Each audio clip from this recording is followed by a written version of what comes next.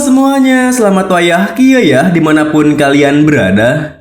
Kembali lagi bersama Mamang dan di video kali ini kita bakal lanjutin Manhwa Putra Bungsu Khon, seorang player. Kita masuk di part 25. Di awal video ini, di kediamannya terlihat Rawa yang tengah mendengarkan laporan dari seorang ksatria kerajaan. Seperti yang sudah diumumkan, izin masuk ke Gate Rank F milik First Knight telah dibatalkan. Namun nampaknya hal tersebut malah membuat ksatria Jack marah dengannya. Apa? Itu tidak masuk akal. Meski begitu, Satria Philip langsung menenangkannya ketika Raul menuturkan, "Begitu ya, aku rasa tidak ada jalan lain. Bagaimana dengan Gate Rank E dan Rank D?" Satria itu melanjutkan, "Anda masih diizinkan untuk masuki gate-gate itu." Raul membalas, "Itu lebih baik. Lalu siapa yang akan mengurus Gate Rank F mulai sekarang?" Ksatria itu melanjutkan, "Saya tidak tahu pasti, tapi ada beberapa keluarga yang akan mengambil bagian itu." Raul pun sempat terdiam berpikir. Sesuai dugaan, Gate Rank F jauh lebih aman dan dengan demikian mereka bisa memamerkan hal itu dengan lebih mudah. Jika semuanya berjalan lancar, mereka akan bisa belajar banyak juga. Kapten penjaga, ia juga kelihatannya cukup bingung karena hal ini akan lebih baik kalau aku bisa mendapatkan kepercayaannya sekarang. Setelah berpikir seperti itu, Raul pun menuturkan, "Baiklah, jika ada masalah, silakan hubungi kami. Kami akan menyiapkan tim yang akan selalu siaga setiap saat." Tentunya, perkataan Raul membuat ksatria si kapten penjaga merasa senang. "Benarkah? Anda ini sungguh orang yang baik. Saya berharap bangsawan yang lain bisa bersikap seperti Anda." Raul pun tersenyum menimpali. Sudah menjadi peran seorang bangsawan untuk melindungi kota ini beserta rakyatnya. Jadi, ayo bekerja sama. Akibat sikap baik Raul, si ksatria kapten penjaga yang awalnya tidak ingin mengatakan apapun lagi, ini menuturkan, "Saya harus lebih berhati-hati lagi soal ini. Tapi ada rumor kalau keluarga Randall yang menjadi dalang di balik masalah ini. Menurut saya, Menteri Perekonomian yang mengusung ide ini. Tapi ini benar-benar murni tebakan saya saja.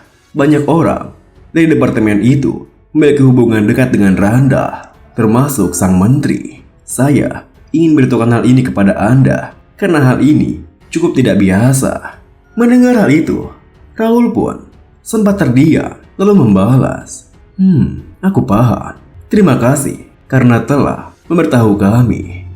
Saat kemudian, setelah kepergian Satria, kapten penjaga, Raul pun berdiskusi dengan para bawahannya.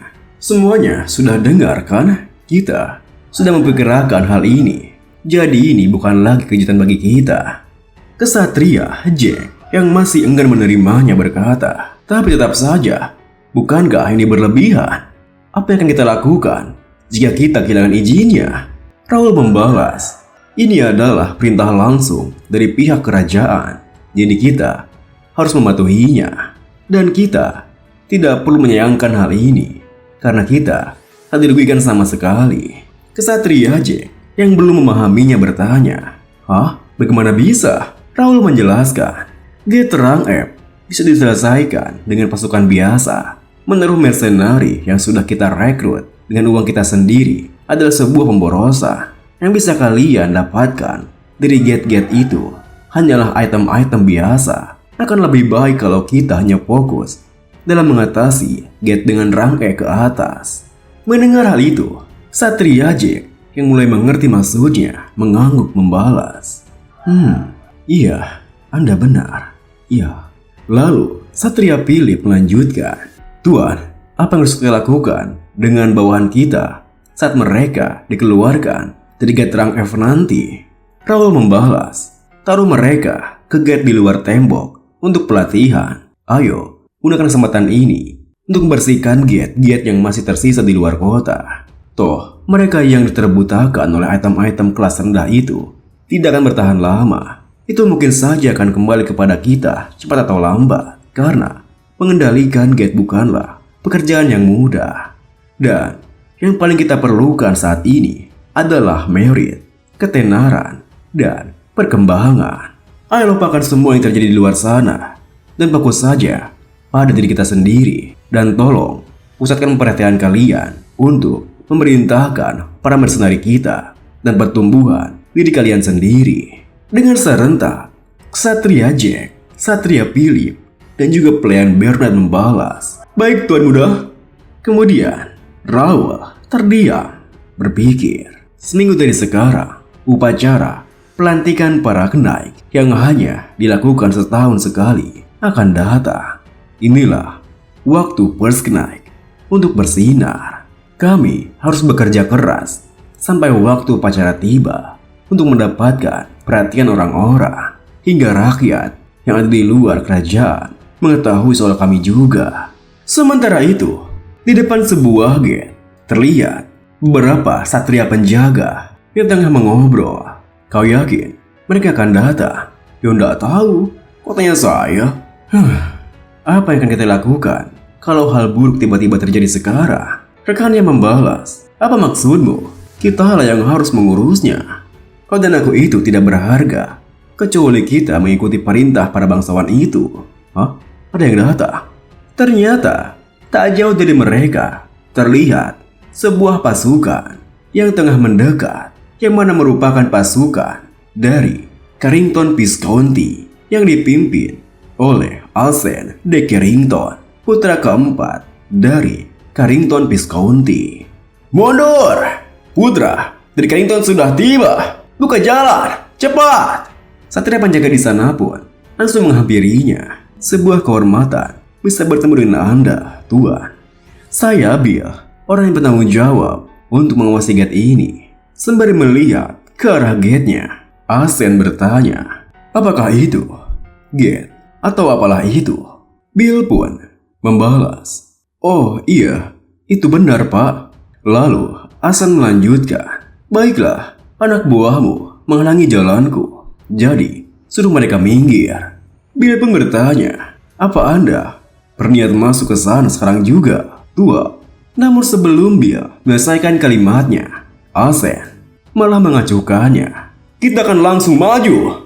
Semuanya, ikuti aku." Mendengar hal itu, Bill pun sempat menghentikannya.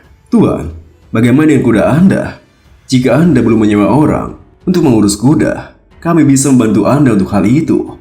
Namun Alsen malah menghajar Bill karena merasa jika Bill telah lancang padanya. "Brak! Ketahuilah posisimu. Berani-beraninya kau mintaku untuk turun dari kuda ini."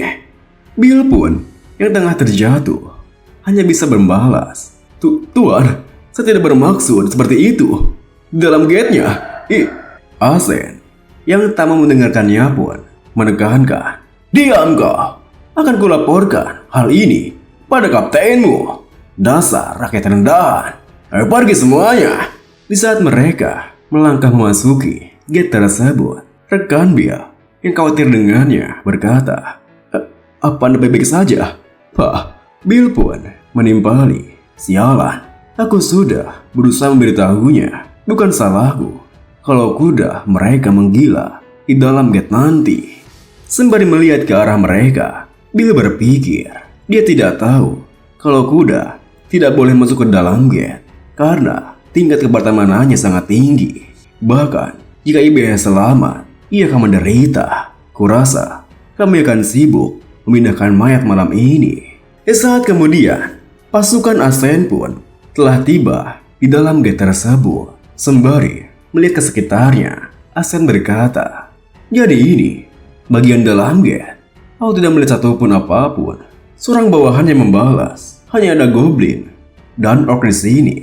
Jadi Anda tidak perlu khawatir."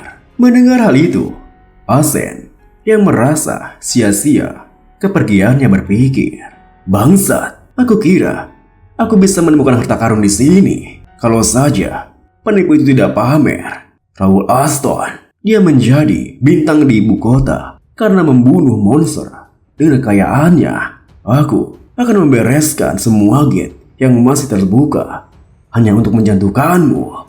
Kemudian, setelah berpikir seperti itu, Asen pun memberikan perintahnya. Dengar, untuk menyelesaikan gate ini, kita harus menghabisi semua monster yang ada di sini. Berpencarlah dan habisi mereka. Mendengar perintahnya, seorang Praetorian Guard miliknya bernama Marco membalas, Tuan, memisahkan pasukan di dalam gate itu sangat berbahaya.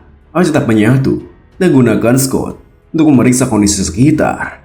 Namun, saran dari Marco langsung ditentang oleh Asan sendiri. Tuan Marco, apa yang kau takutkan? Kita tak bisa menyelesaikan semua gate ini jika kita tak melakukan itu.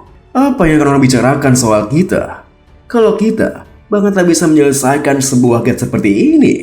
Namun, tiba-tiba saja Marco merasakan ada sesuatu yang berbahaya mendekat ke arah mereka. Hingga ia pun berteriak, "Ih, Tuan, kapal di belakangku!" Tentunya, tingkahnya Marco membuat Asan terkejut. Apa? Ternyata, di dekat mereka muncul beberapa monster bertubuh besar hingga mereka semua berwaspada. Wah, apa-apaan itu? Monster! Semuanya tetap tenang. Pertahankanlah posisi kalian.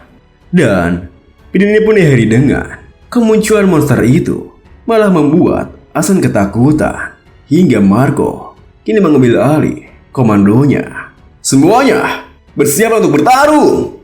Dengan begitu, para pasukan itu pun kini bersiap mengeluarkan senjata mereka, mengarahkannya kepada beberapa monster yang muncul di sana. Terima kasih buat teman-teman semua yang udah nonton.